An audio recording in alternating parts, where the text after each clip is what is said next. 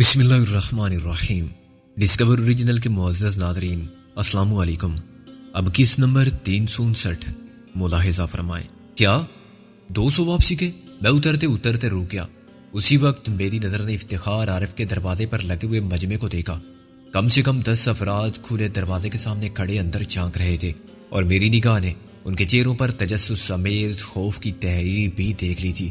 میری چھٹیس ایک دم خطرہ چلانے لگی۔ دیکھو، 1 منٹ ٹھہرو، میں نے قطعی بدلے لہجے میں کہا۔ ہو سکتا ہے مجھے پھر جانا پڑے، یہ 100 روپے لو۔ میں نیچے اتر کر چند قدم کیا، پھر میں نے پولیس کے سائرن کی آواز سنی اور فوراً پلٹ کر ٹیکسی کے پیچھے ہو گیا۔ 2 انسپیکٹر موٹر سائیکلوں پر میری طرف دیکھے بغیر گزر گئے۔ پھر ایک جیپ گزری جس میں 4 سپاہی تھے۔ دروازے کے سامنے کھڑے ہوئے لوگ ایک دم ملک ہو گئے۔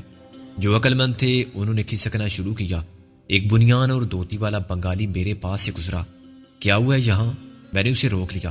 قتل، خون، مرڈر، وہ دہشت زدہ لہجے میں بولا۔ یہاں تو کوئی اخبار والا رہتا تھا۔ بنگالی نے سر ہلایا۔ اس کو مار دیا کوئی شالہ لوگ۔ وہ بازو چھڑا کے بھاگ گیا۔ میرا جسم خوف سے کانپنے لگا اور ٹھنڈا پسینہ میرے جسم پر پانی کا ریلا بن کر بہنے لگا۔ افتخار عارف کو مار دیا کسی نے؟ اس ٹیکسی ڈرائیور نے؟ یا اس نے خود کو آزاد کرا لیا اور پھر حاجی کے کسی ٹھکانے پر جا پہنچا جہاں وہ ٹرک موجود ہوگا؟ وہاں سے جو لوگ بھیجے گئے ان کو میں تو نہیں ملا۔ اچانک کسی نے میرا بازو پکڑ کر کھینچا۔ تم یہاں رہتے ہو؟ میں نے پلٹ کر ٹیکسی ڈرائیور کو دیکھا اور اقرار میں سر ہلایا۔ کل رات ہی تو آیا تھا۔ اس سے پہلے تم نہیں جانتے تھے اسے؟ نہیں، مجھے کسی نے کہا تھا کہ تم اس کے پاس ٹھہر سکتے ہو۔ افتخار عارف نام تھا اس کا، میں نے کھوکھلے لہجے میں کہا۔ ایک اچھا اخباری رپورٹر تھا، مجھے معلوم ہے، ٹیکسی ڈرائیور بولا۔ میرا مشورہ ہے کہ تم فوراً یہاں سے رفو چکر ہو جاؤ، ورنہ سب سے پہلے تم پر شک کیا جائے گا، اور اس معاملے میں پولیس آئیں بائیں شائیں نہیں کر سکتی، کیونکہ پریس، پبلک اور انتظامیہ سب کا دباؤ ہوگا۔ میں پھر چونکا، کیا اس شہر کے ٹیکسی ڈرائیور بھی اتنے مخلص اور دور اندیش ہو سکتے ہیں؟ بیٹھو، اسے ایک بار پھر تہمکانہ انداز میں کہا اور دروازہ کھول دیا۔ میں سوچے سمجھے بغیر بیٹھ کے اس نے ٹیکسی کو ریورس کرنے کی بجائے سیدھا نکال دیا، اور معلوم نہیں کوارٹروں کے درمیان سے گزرتا ہوا کیسے ایک سڑک پر آ نکلا جہاں بالکل سامنے سینما تھا۔ افتخار کی موت کے صدمے نے مجھے ذہنی طور پر جھنجھوڑ کر رکھ دیا تھا۔ صاف ظاہر تھا کہ وہ میری جستجو میں آنے والوں کا مقابلہ کرتے ہوئے مارا گیا تھا، یا شاید جب وہ ناکامی کے بعد واپس جا رہے تھے تو افتخار نے انہیں دیکھ لیا تھا اور انہوں نے کسی عینی شاید کو زندہ چھوڑنا مناسب نہ سمجھا۔ اس شہر میں بھی جو لاہور سے 750 میل دور تھا، شکاری میرے تعاقب میں سائے کی طرح آئے تھے، اور عدم تحفظ کا وہ احساس جو وقتی طور پر مٹ گیا تھا ایک بار پھر پوری شدت کے ساتھ جاگ اٹھا تھا۔ ٹیکسی اچانک رک گئی۔ ڈرائیور نیچے اتر گیا۔ کیا بات ہے؟ میں نے تشویش سے کہا۔ میں ابھی آتا ہوں، وہ بولا، اور میرے کچھ کہنے سے پہلے ہی کوارٹروں میں غائب ہو گیا۔ وہ ٹیکسی کی چابیاں بھی لگی ہوئی چھوڑ گیا تھا، لیکن مجھے ڈرائیور کے رویے نے حیرت اور تجسس میں مبتلا کر دیا تھا۔ اس میں کوئی ایسی بات تھی جو ڈرائیوروں میں نہیں ہوتی۔ اس کے بات کرنے کا انداز، اس کا رویہ، اس کا اظہار اعتماد، تعاون کا جذبہ، یہ سب کیا تھا اور کیوں تھا؟ میں یہ سوچنے پر مجبور ہو گیا کہ اس ڈرائیور کا میرے ساتھ رہنا بے مقصد نہیں ہے۔ وہ خود ہی مجھے دیکھ کر رکا تھا۔ اس نے 1 گھنٹے تک ٹیلی گراف آفس میں میرا انتظار بھی کیا تھا، حالانکہ میں نے اسے رکنے کو نہیں کہا تھا۔ اسے 1 گھنٹے میں 2 سواریاں اٹھا سکتا تھا وہ، لیکن اس نے مجھ سے 100 روپے وصول کر لیے تھے۔ یہ اندازہ کر لیا تھا کہ میں بے وقوف، ضرورت مند، مجبور اور پیسے والی آسامی ہوں۔ وہ ایک مردم شناس اور ہوشیار شخص تھا۔ اس نے چونکا دینے والی باتوں سے خود کو ایک غیر معمولی شخصیت ثابت کیا اور مجھ سے مزید 200 روپے اینٹ لیے۔ وہ بدستور میرا ساتھ دے رہا تھا۔ ظاہر ہے یہ نیاز مندانہ جذبہ بے غرض نہ تھا۔ اب وہ مجھ سے 500 مانگے گا کہ آپ کو خطرے سے نکال لایا، ورنہ آپ تو وہیں دھر لیے جاتے۔ وہ مجھے بلیک میل بھی کر سکتا ہے۔ کمال ہے، وہ اتنا باخبر بھی ہے۔ اسے معلوم تھا کہ اس کوارٹر میں ایک صحافی رہتا تھا۔ ہر ٹیکسی ڈرائیور شہر کے ہر صحافی کا پتہ ٹھکانہ جانتا ہو، یہ ناممکن سی بات تھی۔ پھر کیا اس کا افتخار عارف سے کوئی تعلق تھا؟ میں خیالات کی کھینچا تانی میں اعصابی کشیدگی کا شکار تھا اور کسی بھی نتیجے پر پہنچنے سے قاصر تھا۔ صرف قیاس کی بنیاد پر تو حتمی فیصلہ صادر نہیں کیا جا سکتا کہ جو کچھ ہوا اور ہو رہا ہے وہ کیوں ہو رہا ہے۔ ملتان میں جو خونی ڈرامہ کھیلا جا رہا ہے اس کی اصل کہانی کیا ہے؟ افتخار عارف کے مارے جانے کی اصل وجہ کیا ہے؟ اس ٹیکسی ڈرائیور کے اصل عزائم کیا ہیں؟ وہ اچانک ایک کوارٹر کی اوٹ سے نمودار ہوا۔ اس کا چہرہ فکر مند تھا اور ماتھے کی ہر شکن کسی الجھن کی عکاسی کرتی تھی۔ مجھ سے کچھ کہے بغیر اس نے ٹیکسی سٹارٹ کر دی۔ میں سوچ میں پڑ گیا۔ ابھی تک میں نے اس کی صورت کو غور سے نہیں دیکھا تھا۔ یہ عام نفسیاتی مسئلہ ہے۔ ہم کسی ریسٹورنٹ میں ویٹر کا، سڑک پر ٹریفک کانسٹیبل کا، ٹرین میں ٹکٹ چیکر کا اور ٹیکسی ڈرائیور کا چہرہ دیکھنے کی ضرورت محسوس نہیں کرتے، صرف اس کی وردی کو دیکھتے ہیں اور اپنے کام سے کام رکھتے ہیں۔ آرڈر دیتے وقت ویٹر پر نہیں مینیو پر نگاہیں رکھتے ہیں، یا باتیں کرتے کرتے کہہ دیتے ہیں چائے لا دو۔ وہ چائے رکھ جاتا ہے، پھر برتن اٹھا لیتا ہے اور بل لے جاتا ہے، مگر اس کی طرف غور سے دیکھنے کی ضرورت ہی نہیں پڑتی۔ ہم ٹکٹ چیکر کو ٹکٹ تھما دیتے ہیں اور جب وہ پنچ کر دیتا ہے تو واپس لے کر باہر دیکھنے لگتے ہیں۔ ٹیکسی میں بیٹھ کے صرف اتنا کہتے ہیں کہ مقررہ جگہ چلو، اور پھر اپنے خیالوں میں یا باہر کے منظر میں یا اپنی باتوں میں گم ہو جاتے ہیں، اور منزل پر پہنچ گئے تو میٹر کو دیکھتے ہیں اور کرایہ ڈرائیور کے ہاتھ پر رکھ دیتے ہیں، اس کی صورت دیکھے بغیر۔ میرے ساتھ یہی ہوا تھا۔ جب ٹیکسی رکی تو میں نے صرف ٹیکسی کو دیکھا تھا۔ ٹیکسی میں بیٹھ کے میں نے خود کو اس سے متعارف نہیں کرایا تھا اور اس نے تعارف حاصل کر کے ہاتھ نہیں ملایا تھا۔ ویسے دو اجنبی ایک مشترک دوست کے ساتھ مل جائیں تو پہلے رسمی تعارف ہوتا ہے۔ میں نے ٹیکسی ملنے پر ایک تو پریشانی سے نجات ملنے کی تسکین محسوس کی تھی، پھر میں اس شہر کے بےہودہ ٹریفک کے نظام پر خفا رہا تھا۔ میں نے ٹیکسی ڈرائیور کا لباس دیکھا تھا، اس کی بکواس بھی سنی تھی اور اس کا مناسب جواب بھی دیا تھا، لیکن اس کی صورت کو اہمیت نہیں دی تھی۔ میں پیچھے والی سیٹ پر تھا اور مجھے بیک ویو مرر میں بھی اس کا چہرہ صرف ٹوپی کی حد تک نظر آ رہا تھا۔ اب مجھے اس کا چہرہ دیکھ کر عجیب سی پریشانی لاحق ہو گئی۔ اس چہرے کے کچھ نقوش میرے لاشعور کے کسی گمنام حصے میں محفوظ تھے، لیکن ان سے اصل چہرے کا تصور کرنا محال تھا۔ یہ بالکل ایسا ہی تھا جیسے آدمی کو کسی کوڑے کے ڈھیر میں سے کسی کتاب کے چند صفحات مل جائیں، مثلاً 7واں صفحہ، 110واں صفحہ، 224واں صفحہ۔ اسے خیال تو آئے گا کہ یہ کسی پڑھی ہوئی کتاب کے صفحات ہیں، مگر سینکڑوں ہزاروں پڑھی ہوئی کتابوں میں سے 3 صفحوں کو دیکھ کر اصل کتاب کا نام یاد کرنا یقیناً ناممکن ہوگا۔ بات سنو، تم کون ہو؟ میں نے کہا۔ نام کیا ہے تمہارا؟ میرے نام کو گولی مارو۔ یہ بتاؤ وہ شخص کون تھا جو اس کوارٹر میں بندھا پڑا تھا؟ اگر وہ اچانک پلٹ کر مجھ پر فائر کر دیتا تب بھی میں اتنا نہ اچلتا۔ کیا؟ میں وہیں گیا تھا، وہ بولا۔ پولیس کو ایک شخص چارپائی سے بندھا ہوا ملا، اس کے ہاتھ پیر بندھے ہوئے تھے اور آنکھوں پر بھی پٹی تھی، اس کا منہ کپڑا ٹھونس کر بند کر دیا گیا تھا۔ اس نے کہا ہے کہ یہ تمہاری حرکت تھی۔ وہ بکواس جھوٹ، میں نے گڑبڑا کے کہا اور پھر ایک دم ریوالور نکال دیا۔ مجھے پہلے ہی شک ہو رہا تھا تم پر، مگر تم مجھے اپنی مرضی سے کہیں نہیں لے جا سکتے۔ تم کیا سمجھتے ہو میں پینڈو ہوں، عقل سے پیدل ہوں؟ مجھے بہت پہلے شک ہو گیا تھا کہ تم میرے پیچھے بلا وجہ نہیں پڑے ہوئے ہو۔ میں اپنی بات پر قائم ہوں۔ وہ متاثر ہوئے بغیر بولا، تم پینڈو اور عقل کے دشمن بھی۔ یہ تمہارے ہاتھ میں کیا ہے؟ ریوالور، اور اس میں سائلنسر بھی لگا ہوا ہے۔ میں نے کہا، پہلے کبھی چلایا ہے؟ وہ بولا، اور اس کا کیا ثبوت ہے کہ یہ اصلی ہے؟ غصے سے میرا برا حال ہو گیا۔ میں نے چلا کر کہا کہ یہ اصلی ہے یا نہیں، اس کا پتہ تمہیں اس وقت چلے گا جب تم فوت ہو جاؤ گے اور تمہاری کھوپڑی کے سوراخ سے تمہارا سب بوسہ باہر آ جائے گا۔ میں نے ریوالور، مشین گن، دستی بم، توپ، ٹینک، راکٹ، ایٹم بم سب چلائے ہیں۔ یہ بتاؤ جانا کہاں ہے؟ وہ بے نیازی سے بولا، کوئنز روڈ۔ وہاں میں تم سے پوچھوں گا۔ ریوالور جیب میں رکھ لو، وہ بولا۔ راستے میں کسی نے یہ ڈرامہ دیکھ لیا تو خواہ مخواہ نئی پریشانی پیدا ہوگی۔ میرا سارا غصہ ایسے ختم ہو گیا جیسے پنکچر ہوتے ہی ٹائر کی ہوا ختم ہو جاتی ہے۔ میں نے ریوالور جیب میں رکھ لیا اور سر کو نشست کی پش سے ٹیک لگا کے لمبے گہرے سانس لینے لگا تاکہ میں پرسکون ہو جاؤں اور میرا دماغ ٹھنڈا ہو جائے۔ وقفے وقفے سے میں باہر بھی دیکھتا رہا کہ ٹیکسی کس راستے پر جا رہی ہے۔ چونکہ صبح افتخار عارف نے راستے پر رننگ کمنٹری کی تھی، اس لیے دوبارہ انہی مقامات سے گزرتے ہوئے مجھے خاصا اطمینان حاصل ہوا کہ ٹیکسی ڈرائیور مجھے غلط سمت میں نہیں لے جا رہا ہے اور میرے کراچی میں 9 وار پینڈو ہونے کا ناجائز فائدہ نہیں اٹھا رہا ہے۔ کوئنز روڈ تک پہنچتے ہوئے میں کافی حد تک نارمل ہو گیا تھا اور سب سے پہلے اس ٹیکسی ڈرائیور پر یہ ثابت کرنے کا فیصلہ کر چکا تھا کہ میرے سامنے وہ گدھا ہے۔ اب مجھے یقین آنے لگا تھا کہ وہ دشمنوں کا ایجنٹ بہرحال نہیں ہے، اور اگر میں صحیح طرح سے ہینڈل کروں تو اسے دوست بنا سکتا ہوں۔ ٹیکسی جب بیرے کے سامنے رکی تو میں نے پھر ریوالور نکال لیا اور اسے کہا، اندر چلو۔ پہلے آپ، وہ بولا، اور میں نے اسے گردن سے پکڑ کر اندر دھکیل دیا۔ اس کی ٹوپی گرد آلود فرش پر گر گئی۔ وہ اسے اٹھانے کے لیے جھکا، لیکن اچانک اس نے میرا ریوالور والا ہاتھ پکڑ کے ایک جھٹکا دیا اور ہاتھ مروڑ کے مجھے پلٹ دیا۔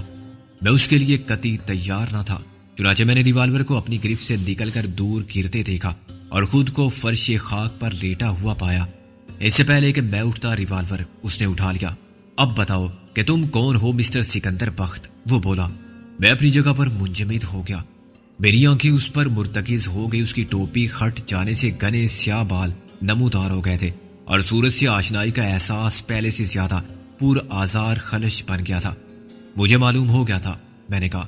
تمہیں کچھ نہیں معلوم، تم ایک پینڈو ہو، عقل کے بھی اندھے ہو اور آنکھوں کے بھی۔ اس نے اچانک آواز بدل کے کہا، الو کے پٹھے ہو تم اور گدھے ہو۔ مجھے یوں لگا جیسے کسی نے مجھے راکٹ پر بٹھا کے فائر کر دیا ہو۔ اکرام شیخ سالے ڈبل ایس آئی، میں نے چیخ کر کہا۔ ڈبل کراس کر رہا تھا مجھے تیری تو وہ مجھ سے لپٹ گیا۔ اس نے مجھے بہت مکے مارے اور بہت گالیاں دی اور کئی بار پینڈو کہا۔ میں ہنستا رہا اور روتا رہا، اپنی عقل پر، قدرت کی اس احسان پر، تائید عزی کے اس اظہار پر، اس اتفاق پر ہم فرش پر بیٹھ کے ایک دوسرے کو دیکھتے رہے۔ سکندر اعظم کی اولاد، اس نے بالآخر کہا، یار تو نے پہچان لیا تھا مجھے؟ کیسے پہچان لیا تھا؟ میں نے کہا، یہ تو کمال ہو گیا، ابے پولیس مین رہا ہوں، وہ بھی ایسا ویسا نہیں، بالکل انکل رضی کا شاگرد ہے۔ وہ بولا، میں تو سوچ بھی نہیں سکتا تھا کہ تو ایسے کراچی کی سڑک پر کھڑا ہوا مل جائے گا۔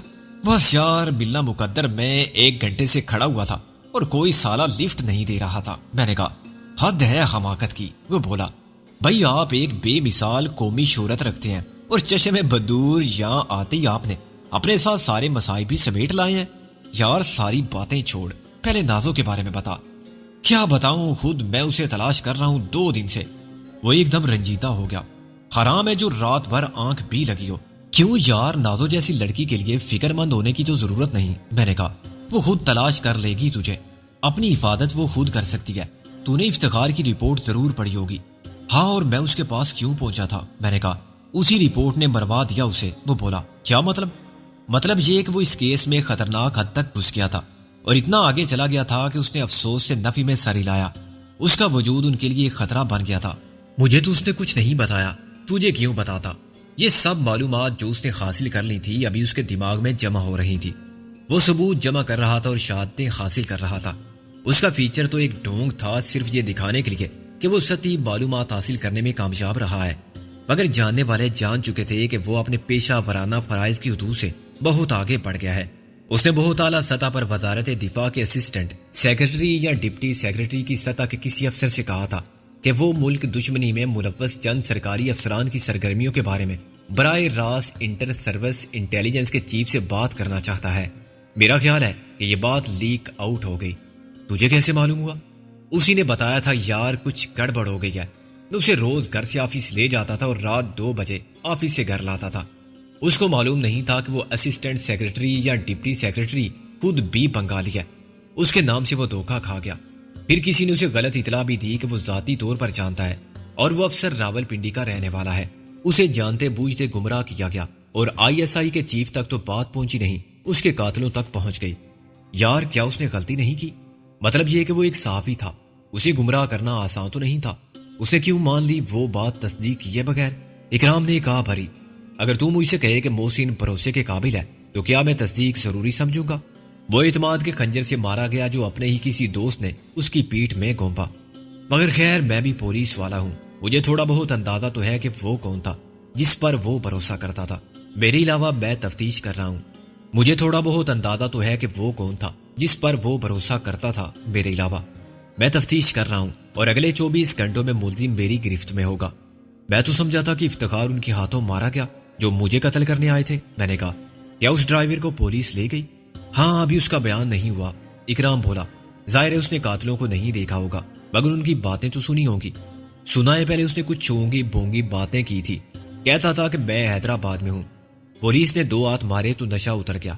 وہ نشے میں نہیں تھا، یہ بات میں نے اس کے دماغ میں ڈالی تھی۔ میں نے کہا، پھر میں نے اسے گزشتہ رات سے اب تک کے سارے واقعات سنا دیے۔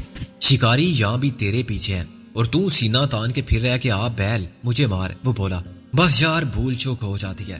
میں نے سوچا تھا کہ اتنا بڑا شہر ہے، جیسے میں مل گیا تھا ایسے کوئی اور نہیں مل سکتا تھا مگر میں کیا کرتا؟ میرے لیے بہت ضروری ہو گیا تھا کہ میں ملتان فون کروں۔ میں نے کہا، ملتان کی سٹوری کیا ہے؟ کوئی ایک سٹوری نہیں ہے۔ میں نے کہا، فرصت ملے گی تو سناؤں گا، تو پہلے یہ بتا ٹیکسی کس کی ہے؟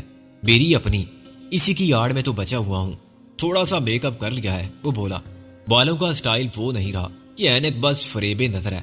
اور ڈیرا کہاں ڈال رکھا ہے؟ مسافروں کے ٹھکانے بدلتے رہتے ہیں۔ وہ بولا، 1 ہفتے پہلے بھٹا ویلیج میں تھے، کماڑی کی طرف، پھر نازو کے ساتھ ایکٹیویٹی ہو گئی۔ تو بھی ساتھ تھا؟ ہاں یار، اب تو بس یہ شامت اعمال ہی تھی نا، کہ اس جہاز پر ایک غرق شدہ جہاز کا آدمی نکل آیا اور اس خبیث کی نظر اتنی تیز تھی کہ اس نے ہمیں پہچان لیا۔ وہ بولا، میں تو نکل گیا تھا مگر نازوں کو تاڑ دیا اس نے۔ اس کے لیے مردوں جیسے کام کرنا تو آسان ہے مگر مرد بننا ذرا مشکل ہے۔ بس وہیں گڑبڑ ہو گئی۔ جب اسے پولیس لے گئی تو مجھے بڑی غیرت اور شرم آئی کہ میں کیسا بھائی ہوں۔ اگر وہ خود نہ نکل پاتی تو آپ کیا توپ چلاتے؟ کچھ نہ کچھ تو کرتا، رشوت کی توپ چلاتا۔ وہ بولا، کیونکہ اس کے خلاف جہاز والوں نے کوئی رپورٹ نہیں لکھوائی تھی۔ پھر جب وہ خود ہی نکل گئی تو اب تک مجھے بھی نہیں ملی۔ کیوں؟ اپنے ٹھکانے پر کیوں نہیں پہنچی وہ دراصل گڑبڑ یہی ہوئی کہ ہم نے ایک ہفتہ قبل اپنا گھر بدلنے کا فیصلہ کر لیا تھا۔ وہاں کے لوگوں کو ایک مولوی نے بھڑکانا شروع کر دیا تھا کہ یہ ٹیکسی ڈرائیور کے ساتھ جو اس کا بھائی ہے وہ غالباً کوئی عورت ہے جسے وہ بھگا لایا ہے۔ ہمارے گھر آتا کوئی نہیں تھا اور ہم بھی کسی کے گھر نہیں جاتے تھے، مگر ایک رات کیا ہوا کہ شراب کے نشے میں لانچ پر کام کرنے والا ہمارے گھر میں گھس گیا غلطی سے۔ اس نے نازو کو زنانہ کپڑوں میں دیکھ لیا۔ کیا وہ روز میک اپ بدلتی تھی؟ نہیں یار، اس روز سال کی رات تھی اس کی۔ بس میں جذباتی ہو گیا اور میں نے کہا کہ چلو کہیں باہر چل کے مناتے ہیں کسی ٹاپ کلاس ہوٹل میں۔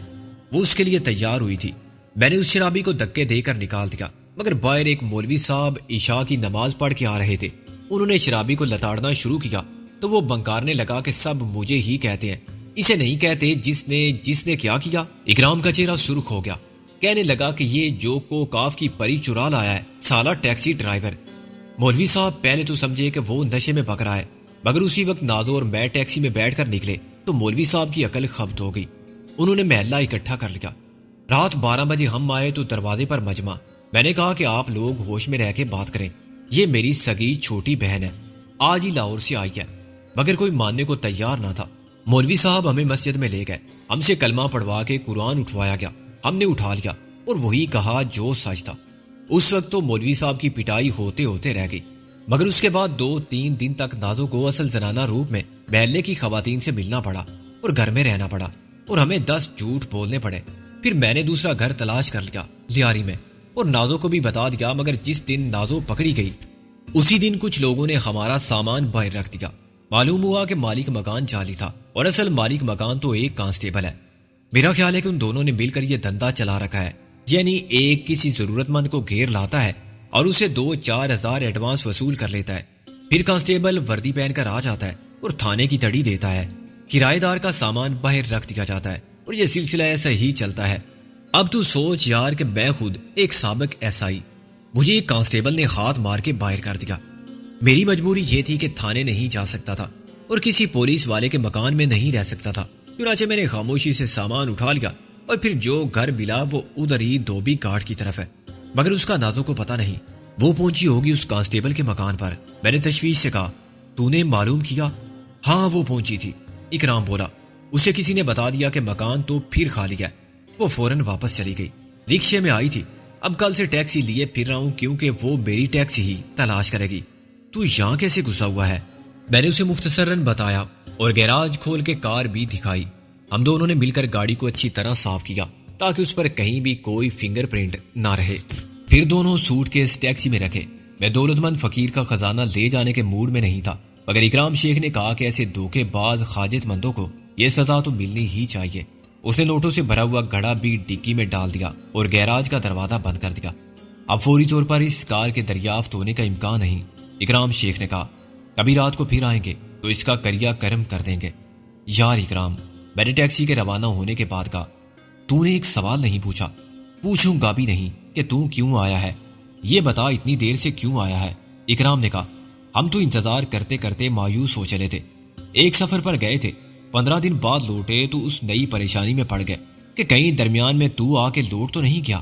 تم کسی بحری جہاز میں نکل گئے تھے؟ ہاں، اسے ڈبو دیا، خود بال بچے۔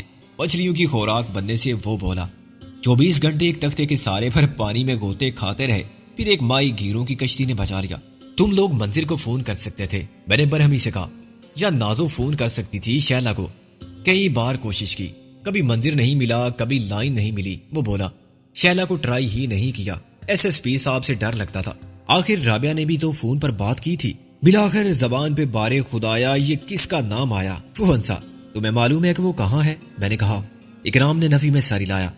نازو نے ایک بار اسے دیکھا تھا کسی لانچ پر، وہ فون نمبر میرے پاس لکھا ہوا ہے۔ میں نے کہا، میرا مطلب ہے کہ مجھے یاد ہے، میں ایک شخص دوست محمد کو بھی جانتا ہوں، وہ انجینئر ہے، فری لانسر قسم کا، ملازم کسی کا نہیں مگر اسے کوئی بھی لے جا سکتا ہے۔ اس کا کیا تعلق ہے رابعہ سے؟ کوئی تعلق ضرور ہے، میں نے کہا۔ اس نے رابعہ کو چھپا رکھا ہے یا قید کر رکھا ہے؟ رابعہ نے صاف نہیں بتایا، جانتے بوجھتے یا مجبوری کے تحت کچھ چھپاتی رہی۔ ایک طرف کہتی تھی کہ میری بالکل فکر مت کرو، میں خیریت سے ہوں، دوسری طرف کہتی تھی کہ میں آ نہیں سکتی اور اپنا پتہ بھی نہیں بتا سکتی۔ اتنا کافی ہے، اکرام بولا، ہم اسے بھی ڈھونڈ نکالیں گے، مگر ایسے نہیں، یہ صورت نہیں چلے گی۔ میں نے آج ہی صبح افتخار سے کہا تھا کہ مجھے کسی میک اپ مین کے پاس لے چلے، میں فرنچ جانتا ہوں، کسی شو روم سے ایک پرانی ڈپلومیٹک نمبر کی کار لا دے۔ ڈپلومیٹ کے بچے یہ سب نہیں چلے گا، خود کو نمایاں کرنا بے وقوفی ہے، ایسا اولیا بناؤ کہ ہزاروں میں شامل ہو سکو۔ مثلا میں ٹیکسی ڈرائیور ہوں تو ہر جگہ آنے جانے میں کوئی دشواری نہیں، کیا ضرورت ہے کار کی جو پہچانی جائے؟ یہ ٹیکسی بھی تو کار ہے۔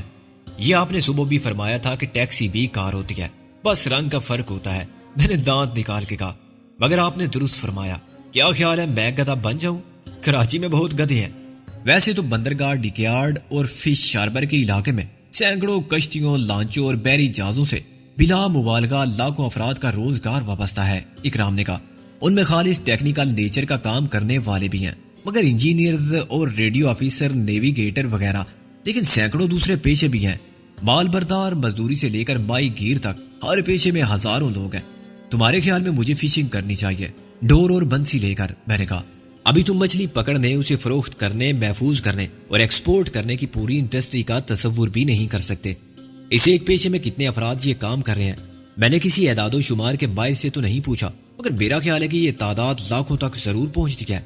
میرا خیال ہے کہ تمہارے لیے سب سے زیادہ مناسب پیشے دو ہیں جن میں تم چھپ کر رہ سکتے ہو اور بلا روک ٹوک ہر جگہ جا سکتے ہو۔